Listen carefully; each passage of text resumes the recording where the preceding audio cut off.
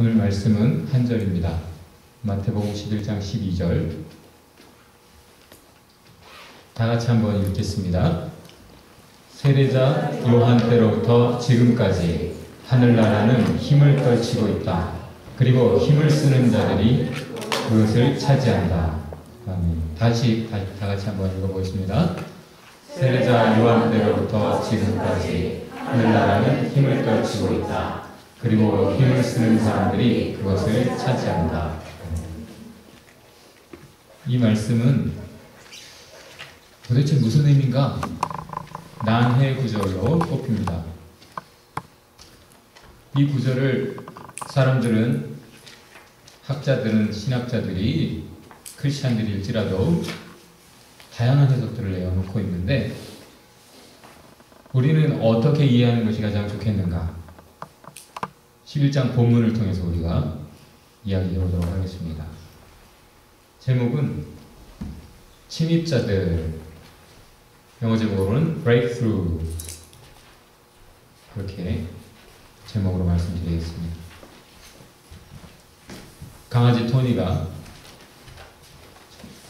제가 부르면 잘 올까요, 안 올까요? 더러워요. 잘 오는데 특별히 언제 오느냐? 제가 먹을 것을 들고 있을 때. 강아지의 특성은 자기에게 먹이를 주는 사람 손을 물지 않는다죠. 그런데 저에게 먹을 거 얻어먹고도 그때 주연이나 재연이 혹은 제니씨가 부르면 쪼르르 가버립니다. 왜요? 주인의 목소리를 알기 때문이죠. 자기를 누구보다 자기 소유로 챙기는 사람이 누군지, 자기를 누가 생명으로 돌보고 있는지 아는 거죠. 목자들이 양을 돌볼 때 많은 시간을 양들에게 말하는 데 사용한대요. 그러면 양들이 이 목자의 음성에 익숙해지고, 그러면 우물에 모였을 때 저쪽 집 양들, 이쪽 집 양들, 그쪽 집 양들 다 같이 섞여 있어도 물 먹고 나서 목자가 이름 부르면서 오라고 그러면 다 그 목자의 음성을 따라 각기 정확하게 찾아 모인다는 거죠. 세례 요한이라는 사람이 하나님의 음성 어디 가면 얻을 수 있는지 알죠? 그래서 자기에게 의문이 있었을 때 예수님에게 제자들을 보냅니다. 당신이 오실 그분입니까? 메시아 맞습니까? 아니면 우리가 다른 진짜 메시아가 올 것을, 당신이 아니라면 다른 메시아를 기대해야 되겠습니까? 질문을 했어요. 이상해요. 세례요한이 누굽니까? 아무도 예수님을 메시아로 못 알아볼 때 이분이 메시아라고, 세상 죄를 지고 가는 하나님의 어린 양이라고 반복해서 누누이 외쳤던 사람의 확신을 가지고, 그런데 지금은 의심합니다. 여러분도 때로는 하나님을 참 나의 주님으로, 나의 모든 문제 하나님께만 가지고 가면 해결해 주시는 분으로 확신하다가도 때로는 까맣게 잊어버리고 혼자 끙끙 앓고 의심하면서 그렇게 나약한 모습, 방황하는 모습을 보이기도 하잖아요. 그렇게 확신에 찼던 세례 요한이 의심을 갖게 됐어요. 이유가 뭘까요? 세례 요한이 뭐라고 외쳤습니까? 이분이 메시아로 하실 일은 어떤 것이다? 심판이다. 도끼가 이미 나무 뿌리에 놓였으니 좋은 열매 맺지 않는 나무마다 찍어 불에 던지게 될 것이다. 그 일을 하실 분 바로 이 메시아. 이제 심판 끝이 왔다. 이제 악한들은 멸하고 정의로 하나님의 나라를 세우실 분 메시아 이분이다 라고 생각했는데 예수님이 그 일을 하고 있습니까? 안 하고 있습니까? 그런 일 하실 분이에요? 아니에요? 여러분 그냥 하나님이 괜찮아. 다 용서하시고 사랑하실 분입니까? 아니면 끝날에는 회개하지 않고 용서하지 않고 끝끝내 하나님께로 돌아오지 않고 죄 가운데 그렇게 방황하는 사람들은 심판하실 분입니까? 세례요한의 말대로 끝날 심판하실 것이죠. 그런데 지금 당장 그 일을 했으면 좋겠는데 예수님이 지금 그 일을 안 하시고 뭐 하세요? 막 율법을 깨는 일을 하시는 거예요. 율법에 죄에는 손대면 안 돼. 특별히 문둥병 환자랄지 죄 때문에 생긴 병이다. 하나님의 저주를 받아서 벌 받아서 저렇게 괴로운 병, 불치의 병에 걸렸으니 저런 자들은 격리해서 죄를 멀리하듯 돌을 던져서라도 거리를 돌아. 그런데 예수님 그 율법을 깨고 오히려 그들까지를 사랑을 하세요. 그 죄인들에게 손을 대셔요. 손을 대면 어떻게 됩니까? 그들의 율법 하에서 그들의 이해로는 만지면 나도 더러워지는 거예요. 죄인을 상대하면 내가 근묵자극 나도 그 죄에 오염된다라는 것. 문둥병자는 손대면 안 되는 거예요. 근데 예수님은 평생 그렇게 격리되어서 인간의 따뜻한 온기를 전혀 느껴본 적 없는, 손길을 느껴본 적 없는 그들에게 가장 필요한 터치를 하시면서 그들을 깨끗게 하셨어요. 예수님, 내가 기대하는 예수님, 메시아라면 이런 일을 하실 게 아니라 지금 당장 심판을 하셔야 되는데, 예수님, 당신이 메시아 맞습니까? 이렇게 얘기하고 제자들을 통해 질문했어요. 그때 예수님이 꾸짖지 않으시고 지금 메시아로서 하고 있는 일, 이 세상에서 이전에 있지 않았던 일, 이전 역사에서는 이런 일이 발생한 적이 없어요. 그 역사 속에 침투해 들어온 하나님의 역사, 눈먼 자를 눈뜨게 하고 못 듣는 자를 듣게 하고 걷지 못한 자를 일어나 걷게 하고 죽은 자를 살리고, 과연 성경에 예언된 대로 메시아가 오면 그가 하실 일들 이런 거라고 했지 않아? 내가 그 일들을 하고 있잖아. 자신이 지금 하고 있는 것으로 열매로 자신의 메시아임을 분명하게 대답해 주신 거죠. 자, 여러분 크리스찬입니까? 그 나무는 그 열매로 안다. 사과 열매가 맺혀 있으면 이 나무는 사과나무, 배가 열려 있으면 배나무, 악한 일을 하면 사탄의 자식, 회개하고 선한 일을 힘쓰면 하나님의 자녀. 그 열매로 그 나무를 안다. 예수님 지금 하시는 일을 보니까 메시아, 그리스도 분명히 알 수 있었어요. 그렇게 사람들이 모여 있는 겁니다. 그렇게 사람들이 예수님 앞에 모여 있을 때 요한에 보낸 제자들이 와서 요한의 질문을 던졌고 예수님은 그것으로 대답을 하시고, 그리고 그 제자들이 떠나갈 때 예수님이 요한에 대해서 이야기하셨어요. 너희가 저 광야로 왜 나갔더냐? 좋은 옷을 입은 사람, 정말 화려한 멋진 옷을 입은 사람 그 옷 구경하러 갔더냐? 바람에 흔들리는 갈대 그런 거 보러 갔더냐? 그래, 세례요한 때문이지. 그래, 그 선지자 때문이잖아. 선지자보다, 구약의 모든 선지자들보다 더 으뜸되는 예수님 오시기 직전에 메시아의 길을 예비하러 왔던 엘리야가 바로 그 사람이다. 예언된 그 특별한 사람, 구약의 인물 중에는 최고의 위치에 있는 사람, 요한. 그러나 그 요한보다 천국에 들어간 사람은 가장 작은 자라도 요한보다 크다 하시고 이 말씀을 하신 거예요. 요한의 때부터, 세례 요한의 때로부터 지금까지 천국은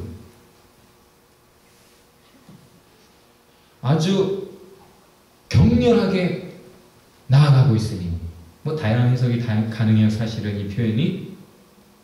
그런데 우리가 문맥적으로 성경 전체적으로 이제 여러분이 확인할 수 있듯이 우리는 이렇게 읽는 것이 맞습니다. 하나님의 나라는 세례 요한의 때로부터 아주 격렬하게 나아가고 있으니 격렬하게 거기에 들어가는 자가 들어갈 것이요 천국을 얻을 것이다. 이게 무슨 뜻일까요? 하나님의 나라는 지금 시작되었습니다. 세례 요한의 때로부터 아주 격렬하게 시작이 되었어요. 그래서 전에는 천국에 들어가는 길이 없었어요. 사실은 모든 율법과 선지자, 구약은 세례 요한의 때까지다. 그때는 천국에 들어갈 길이, 율법을 지켜서 천국에 들어갈 수 있는 인간이 없기 때문에 천국에 들어가는 길이 없었다고 보면 돼요. 그런데 이제 세례 요한의 때로부터 천국에 들어가는 길이 열렸고, 그 열린 길로 힘써 들어가고자 하는 자가 천국을 얻게 될 것이다. 이런 뜻이에요. 목자들이 양떼를 지키다가 밤에는 양들을 보호해야 되잖아요. 사자, 곰, 늑대 이런 것들로부터 지키기 위해서 우리를 만듭니다. 그리고 그 안에 들어와 있던 양들이 아침이면 그 만들었던 우리에 구멍을 내요. 그리고는 그 반대편에서 부르는 거예요. 혜진아, 미미야, 성윤아, 이름을 부르면 양들이 그 음성을 듣고 그 작은 구멍을 통해 밖으로 나옵니다. 목자에게로. 왜? 목자의 음성을 알아봤기 때문에. 그러면 갇혀있던 우리에서 벗어나서 목자가 인도하는 그곳으로 가서 생명의 꼴을 먹고 맑은 시냇물 마시는 거예요. 그렇게 사는 겁니다. 과거 율법 안에 갇혀있던 그 사람들이 천국을 갈 수 있는 길을 예수님이 여셨어요. 무엇으로? 십자가의 희생으로. 이제 유월절 어린 양 희생 제물이 돼서 죽으셨기 때문에 누구든지 회개하면 이제 열린 문으로 천국에 들어가는 겁니다. 그래서 세례요한이 뭐라고 외쳤어요? 회개하라. 천국에 가깝다. 예수님도 뭐라고 외쳤습니까? 회개하라. 천국이 가깝다. 이제는 천국, 그렇게 너희가 사모하고 고대하던 천국, 이제 곧 시작될 것이요. 들어가기 위해서는 뭐 하라? 회개하라. 회개하는 것으로 천국에 들어갈 수 있다고, 들어가는 그 열린 방법, 길, 예수님이 먼저 죽으시면서 뚫어놓으신 그 길, 그 길로 이제 회개하는 자가 들어가서 천국을 누리기 시작하는데, 사람들이 오늘 이 본문 12절 이후에 뒤에 본문을 읽어보면 반응을 안 해요. 세례요한이 회개하라 했지만 아우 쟤는 말이야 미쳤나봐. 어떤 사람들은 세례요한을 보면서 와, 세상에 욕심을 다 초월한 인물이야. 성인이야, 거룩한 사람이야, 하나님의 선지자야. 그렇게 추앙하는 반면 많은 사람들이 아유 쟤 먹지도 않고 왜 좋은 집 놔두고 왜 광야에 나가서 저렇게 미친놈처럼 저러고 있어? 오히려 욕을 했어요. 먹지도 않고 마시지도 않고 미쳤나봐. 귀신 들렸나봐. 그러더니 예수님은 이제 정상적으로 먹고 마시고 드시거든요. 뭐래요? 정상인이야 그래야 되잖아요. 그렇게 말했던 사람들은 뭐라고 말해요? 먹는 거 되게 좋아해. 아유, 아주 그냥 메시지가 똑같았어요. 그러면 이 메신저가 이런 문제 때문에 그 메시지를 안 받았다면, 이 메신저에게 그 문제가 없다면 이 메시지 받아야 되지 않겠어요? 저 달 좀 봐! 그랬더니 네 손가락이 더러워서 나 안 볼래. 달보라 그랬지 내 손가락 보라고 안 했잖아요. 나귀가 말을 해도 하나님의 음성이면 듣고 회개할 수밖에 없어요. 왜? 그 메시지 자체가 너무 두려운 말씀이요, 나를 깨우는 하나님의 진리니까 발람 선지자가 그 자리에 곧부러서 회개했잖아요. 메시지를 거부하며 메신저를 요구를 했어요. 어차피 이 세상에 메신저가 메시지를 가진 만큼 훌륭할 있는 사람이 있어요, 없어요? 성경 말씀대로 온전하게 살면서 외치는 목사가 있을까요, 없을까요? 여러분이 아무리 잘해도 여러분의 메시지가 그것 때문에 빛이 나지 않아요. 메시지 자체가 우리를 살리는 겁니다. 근데 사람들이 그렇게 회개하지 않았어요. 그래서 예수님이 이렇게 말씀하세요. 그 뒤에 말씀에서, 11장 그 뒤에 말씀에서 저주를 퍼붓기 시작하시는데, 말씀만 한 게 아니라 확실한 체험을 갖게 해준 그런 고울들. 예수님이 전하는 말씀만으로도 과연 이분이 메시아구나 알아보는 사람들이 있었어요. 벌써 메시지가 들어보니까 하나님 말씀 맞거든. 그런데 말씀을 들었을 뿐만 아니라 이 예수님이 메시아라는 것을 그가 이루시는 기적들을 통해서 확인한 사람들. 특별히 이 사람은 요거 하나의 경험밖에 없지만 이 사람은 기도 응답만 해도 이만큼, 삶의 체험이 이만큼 되는데도 회개를 안 하고 새로워지지 않은 그 사람들, 그 고울들, 벳세다야 고라시나 화가 있을 것이다. 소돔과 고모라 심판받았지. 그들이 오히려 너희보다 더 반응하는 사람들이 더, 세례요한이 말을 하든 예수님이 말을 하든 반응을 안 하는 너희,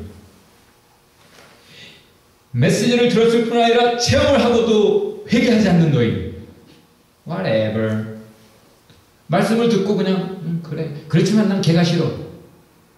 최 목사 말씀은 좋아, 하나님 말씀 좋아, 설교 좋아, 그렇지만 난 걔 단맛 없어. 물론 그런 사람이 있다는 건 아니고 그럴 수 있어요. 중요한 것은 그 메시지에, 하나님의 말씀에 반응하는 사람만 그의 양이라는 거예요. 목자가 부르면 목자의 음성을 아는 양들만 반응하는 거예요. 목자가 부르면 그 좁은 뚫린 문으로 들어오는 거예요. 나오는 거예요. 여러분, 하나님의 말씀이 들릴 때마다 반응합니까? 그 말씀이 들릴 때마다 회개가 이루어져서, 그래서 바로 천국이 시작됩니까? 천국의 삶이 다시 시작됩니까? 반응하라, 회개하라, 천국에 가까웠다.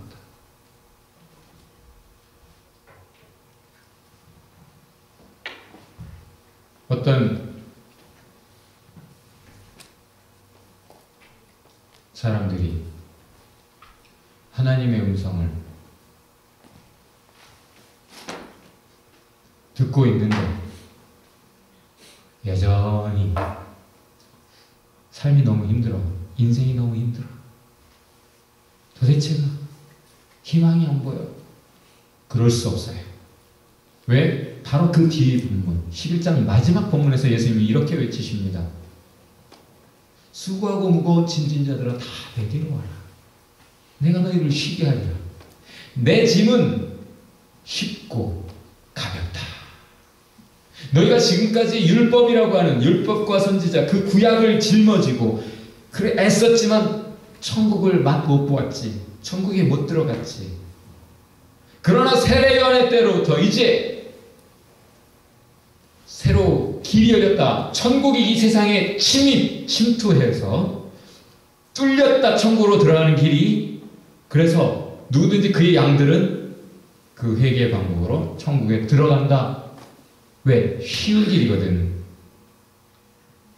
회개만 하면 되거든. 율법과 선지자를 그 무거운 짐을 내려놓고 이제는 내게 와서 배워라. 회개의 진리, 십자가의 진리, 믿음의 진리. 이제는 쉽고 가벼운 이 짐을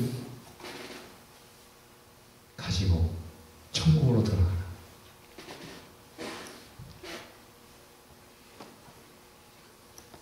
어떤 불난집에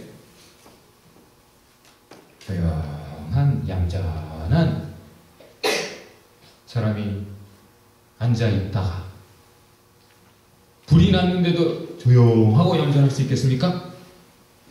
평소에 조용하고 얌전했지만 불이 났다 그러면 이 사람이 격렬해지죠. 바이런트해져요. 그래서 출구가 어딘가 찾아요. 도무지 보이지 않는다. 그때 저 밖에서 소방관이, 구조대가 이쪽으로 나오라고 소리친다면 금성을 무시하고 무반응할 수 있겠습니까? 내 지금 상태가 어떤 상황인지 안다면, 어디에서 생명의 소리가 들리나, 어디에 웨이아웃이 있는가, 촉각을 곤두세우고 있다가 음성이 들리면 바로 반응을 할 거예요. 아, 나 그 목소리가 싫어.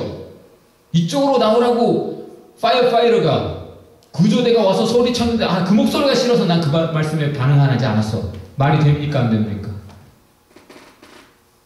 저와 여러분의 상태가 불난집에 있는 거 아십니까?